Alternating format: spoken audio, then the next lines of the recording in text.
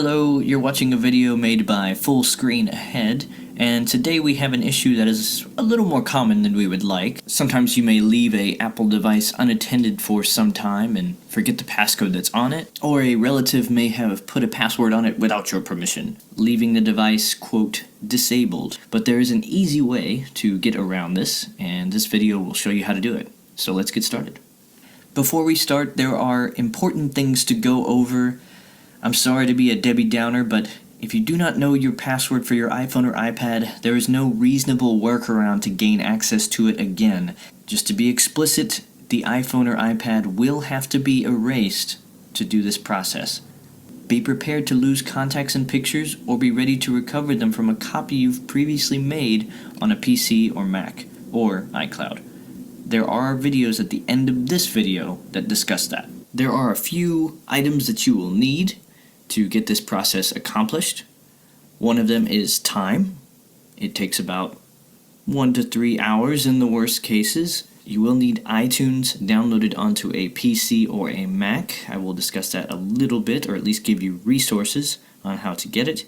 And we need your iPhone or iPad charging cable. Usually that's a lightning cable, but in the past it used to be a 30-pin cable. And this is a picture of that here. Here are links to some videos on how to install iTunes on a Mac or iTunes on a PC. And if you do not need these instructions, this is the link to go directly to iTunes. Now that we have the prep work done, let's go down to the first step. Open iTunes. After iTunes is open, you will see a screen like this.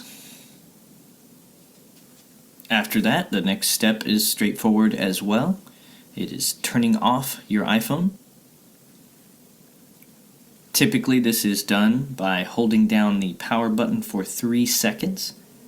There will be a slide to power off screen that appears. Just slide your finger on the screen to the right using the white dot. Newer phones are going to have the power switch on the right, but older phones will have a power button on the top. Technically, this button is known as the sleep-wake button.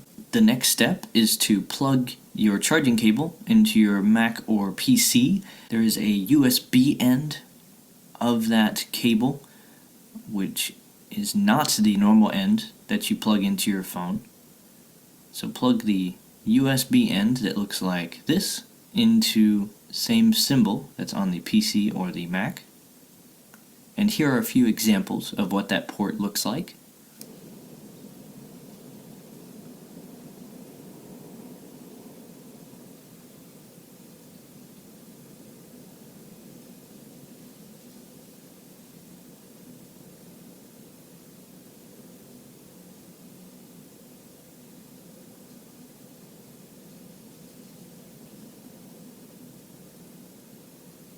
This next step is the step that will erase your iPhone. Just wanted to emphasize that before we get started.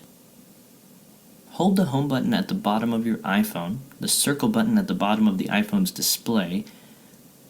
While you're doing that, plug the phone into the charging cable that is now plugged into your computer. Since the phone is now being charged through the computer, the Apple logo will appear.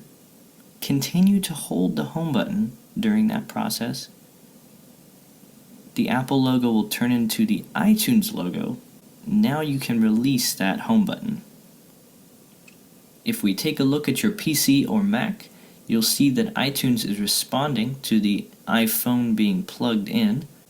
Leave the iPhone plugged in. You do not need to touch it for the rest of this process. This window will appear. Go ahead and click Restore in blue on the bottom right. A second window will appear. Go ahead and click Restore and Update on the bottom right. The newest version of iPhone software will be downloaded and installed on your iPhone. This process could take an hour or hours. It is a large file, and it depends on your internet connection and how reliable that internet connection is if this process is going to succeed. If it is not connecting, be sure to troubleshoot your router by unplugging it for 10 seconds and then plugging it back in. Call your internet service provider if it continues not to connect. If you're running into some type of error code during this process, be sure to turn off any firewalls or antivirus software and restart your PC. If you continue to see these error codes and want to fix it yourself, try these steps. These are 2 Apple articles that discuss the basic and advanced troubleshooting of dealing with these error codes. If you continue to see these error codes, you can contact Apple. They have chat support on the link on the top. You can call 1-800-APL-CARE, or you can book a Genius Bar appointment and walk into an Apple store. Once the iPhone's software is downloaded, it will begin to install it. You'll see it say, "Prepare iPhone for restore," "Waiting for iPhone," "Preparing iPhone for restore." There will be a white progress bar multiple times on the iPhone display. This process can take 10 to 30 minutes when installing into the iPhone. The iPhone will restart multiple times during this process.